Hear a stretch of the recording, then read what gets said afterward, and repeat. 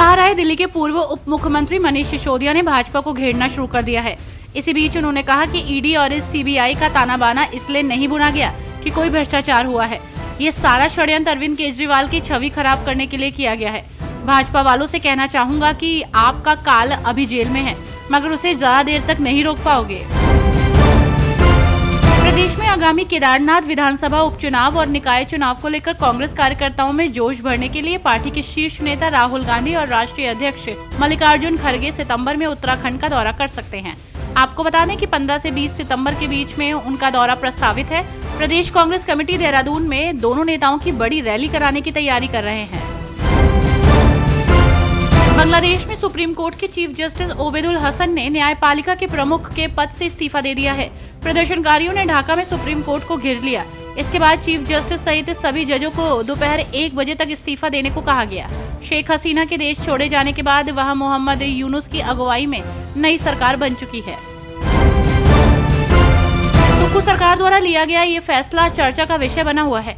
दरअसल हिमाचल प्रदेश में महिलाओं को बस किराए में 50% छूट को घटाकर 25% करने की तैयारी है।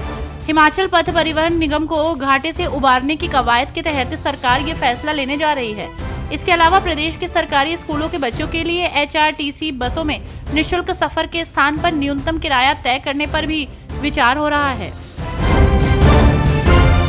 झारखंड के मुख्यमंत्री हेमंत सोरेन ने आज अपने जन्मदिन के अवसर पर सोशल मीडिया पर एक पोस्ट साझा किया।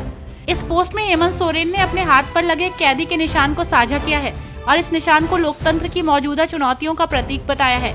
ये निशान हेमंत सोरेन के जेल से बाहर आने के बाद उनके हाथ पर जेल प्रशासन द्वारा लगाया गया था।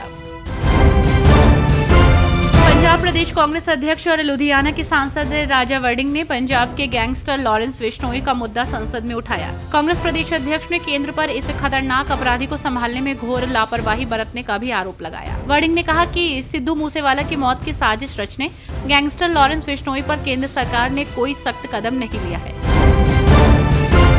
महाराष्ट्र में आगामी चुनाव को लेकर सियासी पारा हाई चल रहा है। ऐसे में मुख्यमंत्री एकनाथ शिंदे ने माझी लड़की बहन योजना पर कहा कि मैंने जो वचन दिया है उसका मतलब ये है कि मैं वचन देकर शांत नहीं बैठता हूँ।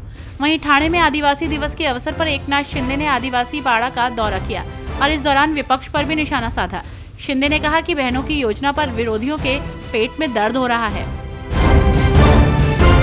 मनीष सिसोदिया को लेकर नेताओं की प्रतिक्रिया सामने आ रही है। इस बीच केंद्रीय मंत्री जीतन राम मांझी का बयान सामने आया है। उन्होंने सिसोदिया को बेल मिलने को लेकर कहा कि ये एक न्यायिक प्रक्रिया है। कानूनी प्रक्रिया के तहत जेल गए थे, कानूनी प्रक्रिया के तहत बाहर आए हैं। बेल हो जाना ये मतलब नहीं होता कि दोष मुक्त हो गए। बेल होने के बाद कोई भाषण देना या राजनीति करना उचित नहीं है। कुछ बातें होंगी तो फिर जेल जा सकते हैं। राजस्थान के पिछले सरकार में बनाए गए कुछ नए जिलों को खत्म करने की पहल तेज हो गई है, जिसे लेकर आरोप प्रत्यारोप का सिलसिला शुरू हो गया है। इस बीच कांग्रेस अब प्रदेश की बीजेपी सरकार पर पलटवार है।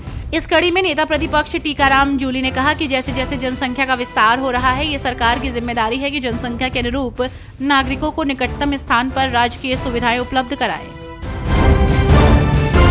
झारखंड में इसी साल चुनाव होने हैं, जिसे लेकर तैयारियां शुरू हो चुकी हैं। ऐसे में इसी के चलते सभी राजनीतिक पार्टियों ने झारखंड चुनाव को लेकर अपनी तैयारियां शुरू कर दी हैं। इसी क्रम में भाजपा के चुनाव प्रभारी हिमंत बिस्वा शर्मा आज रांची पहुंचे।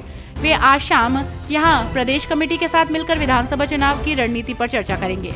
इसके बाद हिमंत का संताल परगना दौरे का भी कार्यक्रम है।